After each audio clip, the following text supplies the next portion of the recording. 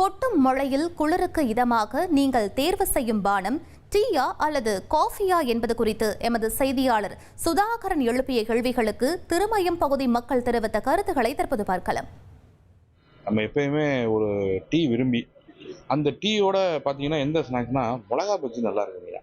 அப்படியே சுட சுட அப்படியே அந்த காரத்துக்கும் அந்த வெளியில் இருக்க கிளைமேட்டுக்கும் ஒரு குடி பிடிச்சோம்னா எண்ணில் அடங்காத மிளகா பஜ்ஜி உள்ளே போகும். அதுக்கு டீயும் மிளகா பஜ்ஜியும் நல்ல காம்பினேஷனாக இருக்குங்க. வீட்டில் சொன்னோம்னா சுட சுட பாலை போட்டு ஒரு இஞ்சியை தட்டி போட்டு சூடாக வச்சு பக்கத்துலேயே வெங்காயத்தை நறுக்கி அப்படியே வெங்காய பஜ்ஜியை போட்டு ரெண்டையும் வச்சு கொஞ்சம் கொஞ்சமாக சாப்பிட்டோம்னா அப்படியே நல்லா இருக்கும்.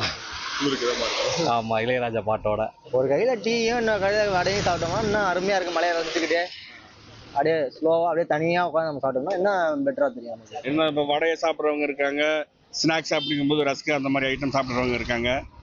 அந்த மாதிரி தான் லைக் பண்ணுவாங்க இந்த காலகட்டத்தில். நீங்கள் எதை லைக் பண்ணி சாப்பிடுவீங்க? நான் பெரும்பாலும் எதையும் லைக் பண்ணுறதில்ல, ஆயில் ஃபுட் எடுத்துக்கிறது இல்லை.